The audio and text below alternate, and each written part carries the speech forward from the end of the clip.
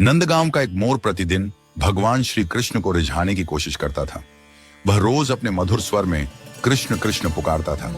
हर सुबह से लेकर शाम तक वह पेड़ की शाखाओं पर बैठकर श्री कृष्ण का नाम गाता, लेकिन उसकी पुकार पर भगवान श्री कृष्ण ने कोई ध्यान नहीं दिया। मोर के दिल में निराशा छा गई। उसे यह समझ में नहीं आ रहा था कि उसकी इतनी भक्ति और प्रेम के बावजूद श्री कृष्ण उसकी ओर ध्यान क्यों नहीं दे रहे। एक दिन एक मैना मोर के पास आई। उसने मोर को दुखी और रोते हुए देखा। मैना ने उससे पूछा, तुम क्यों रो रहे हो भाई मोर? तुम्हारी आंखों में आंसू क्यों हैं? मोर ने अपनी व्यथा सुनाई और कहा, मैं इतने दिनों से श्री कृष्ण को पुकार रहा हूं। हर दिन मैं कृष्ण कृष्ण का नाम लेता हूं, लेकिन श्री कृष्ण मेरी एक बार भी सुनने नहीं आए। मैना ने मुस्कुराते हुए मोर को एक रहस्य बताया। उसने कहा, तुम्हें पता नहीं है क्या, श्री कृष्ण की कृपा सीधे प्राप्त नहीं होती।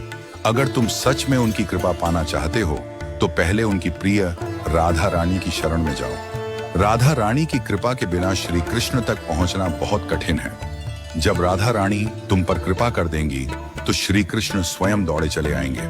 मोर ने मैना की सलाह को ध्यान से सुना और तुरंत निर्णय लिया कि अब वह राधा रानी के चरणों में जाएगा। वह बरसाने की ओर चल पड़ा। बरसाना, जहां राधा रानी का निवास स्थान है, वहां पहुंचकर मोर ने राधे राधे का नाम लेना शुरू किया।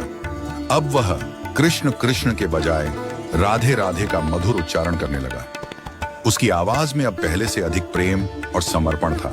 राधा रानी ने मोर की पुकार सुनी और उसकी भक्ति से प्रसन्न हो गईं। उन्होंने मोर को दर्शन दिया और कहा, वत्स, तुमने जो प्रेम और श्रद्धा से हमारा नाम लिया है, उससे मैं अत्यंत प्रसन्न हूं। अब जाओ और नंदगांव लौट जाओ।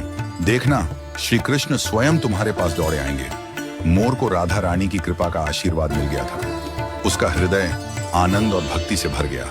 वह खुशी खुशी नंदगांव लौट आया और वहां जाकर पुनः गाना शुरू किया। लेकिन इस बार वह राधे राधे का जाप कर रहा था। उसकी आवाज और भी मधुर और भावपूर्ण हो गई थी। जैसे ही मोर ने राधे राधे का जाप शुरू किया, एक अद्भुत चमत्कार हुआ। भगवान श्री कृष्ण, जो अब तक उसकी कृष्ण कृष्ण की पुकार पर नहीं आए थे, इस बार तुरंत दौड़े चले आए। वह खुशी खुशी मोर के पास पहुंचे और उसे अपनी गोद में उठा लिया।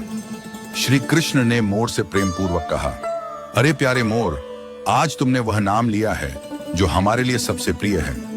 राधा का नाम सुनकर हम स्वयं को रोक नहीं सके और तुम्हारे पास दौड़े चले आए। राधा का नाम हमारे लिए सबसे पवित्र है। श्री कृष्ण ने मोर से आगे कहा, तुमने हमारे कानों में राधा का नाम गूंजाया है, इसलिए आज से हम तुम्हारे ऋणी हो गए हैं। अब से तुम्हारा पंख हमारे मुकुट का हिस्सा बनेगा।